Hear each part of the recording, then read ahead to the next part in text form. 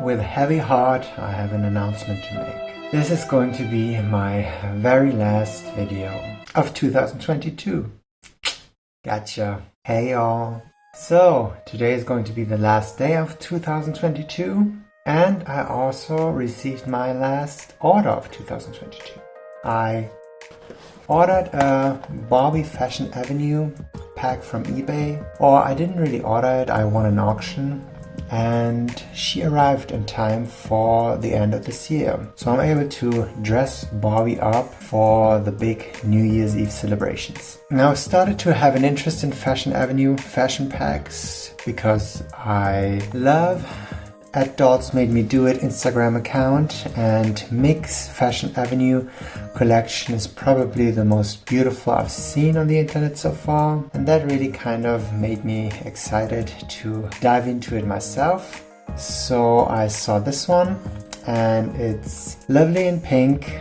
It's everything I expect Barbie to be. So I was really happy to be able to call this my first Barbie 90s Fashion Avenue fashion pack. Now, of course, I also have to have a doll to model this fashion on. So I have this super beautiful early 90s Christie doll, and she's going to be the perfect model for this fashion pack, I think. Now, I've dressed her in this random late 90s Barbie style outfit. Barbie style was kind of like a budget doll line from that era, and funnily enough, this doll that came with this outfit was both released with the Superstar face as well as the Mackie face, I believe. And I just had this lying around. These black pumps are the ones that are dangling as a charm on the Fashion Fever dolls boxes. So this Christie doll is early 90s Wal-Mart special edition Christie, and she came in this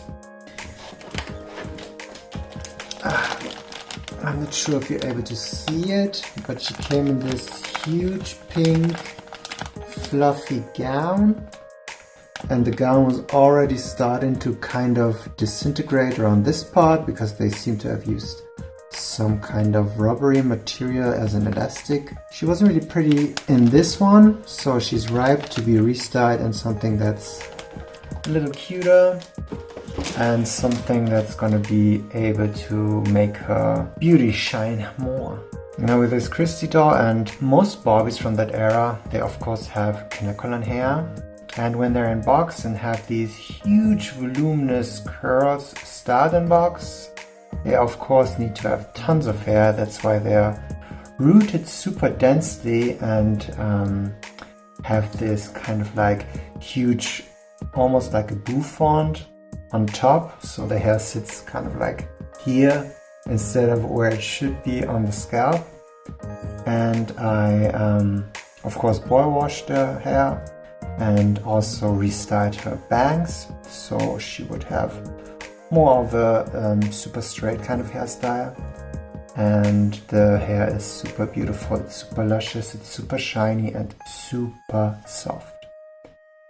But I'm going to be probably wrapping this pink ribbon around her head to make this whole bouffant situation on top seem less intrusive. And it's also going to be adding a bit of an accessory flair to this fashion pack. Before I start the unboxing and redressing, let me show you all the fashion pack in detail. So this is the party dress from the Barbie Fashion Avenue fashions, and this sticker says that it was kind of like a 2-pack, 2-for-1 kind of deal, but of course the seller separated both fashions and sold them separately. There's also a bit of glue residue, so these were probably glued to each other. And you can see the classic advertisement for the Fashion Avenue fashions. This is the fashion pack that I got.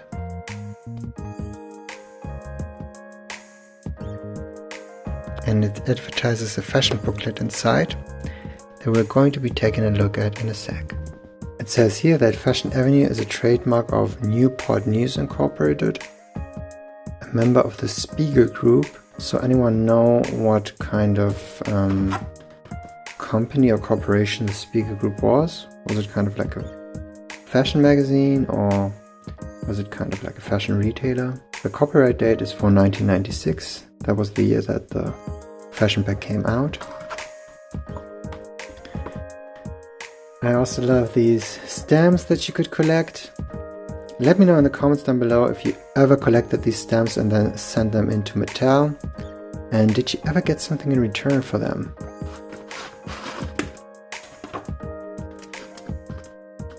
So here we have the fashion pack in detail. Super pretty. Love the little bag that the fashion pack comes with, and of course these classic Barbie pumps in pink. It just looks overall so classy, like these little marble tables and the background. Almost looks like a museum of sorts. As if this fashion was displayed in, I don't know, Versailles in Paris or something. And this is the Fashion Avenue collection booklet. Just look at all of these amazing fashions. You know, Fashion Avenue plus Fashion Viva, that was truly the time when Playland Barbie peaked.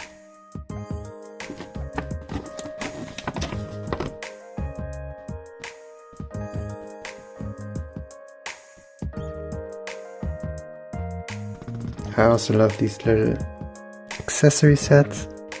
I don't know why, the color scheme and the crown and stuff kind of remind me of Jewel Hair Mermaid. And you know that this type of plastic is the really hard type of plastic, the solid plastic that never budges and never warps, and where the heel would never bend.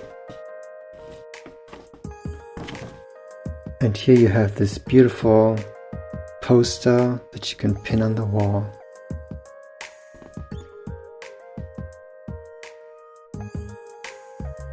So now let's get our Christie dressed up, and I'm going to be showing you her in this outfit.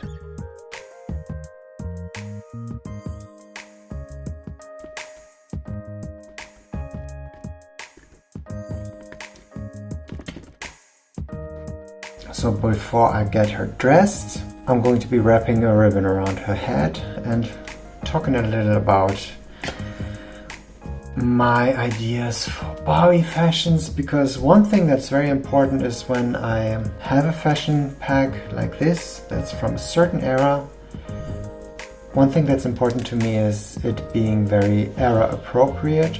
And by that I mean that I'm not going to be putting a Fashion Avenue fashion pack on a doll from 2010, and I wouldn't also not be putting in a doll from the 70s or 60s.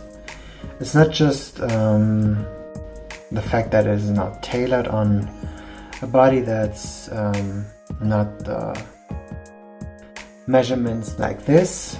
It's just that the whole vibe needs to be appropriate, or it just needs to work.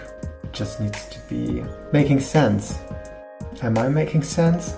I think we all live in the age of the reboot.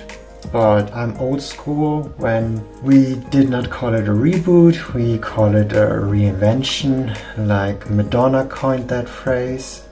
And I think Barbie is kind of like a chameleon that over multiple decades changed so much that that's why I think every era has their own unique style to it. So mixing and matching from different eras can be cute, but for this I want it to be 90s, and that's why I'm going to be keeping it in the 90s.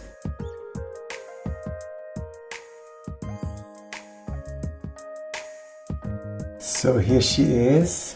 She looks absolutely breathtaking.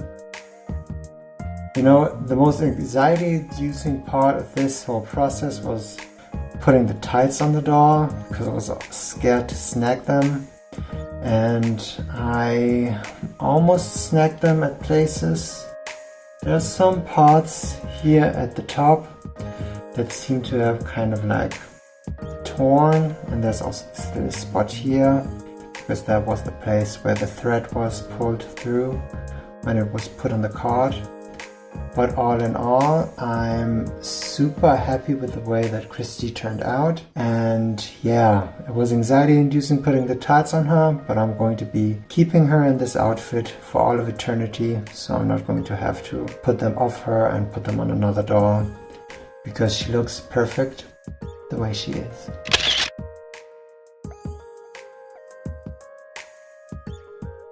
I don't know if you can see it, but there's this little pearl put on this bag here. This is so cute. So many cute details.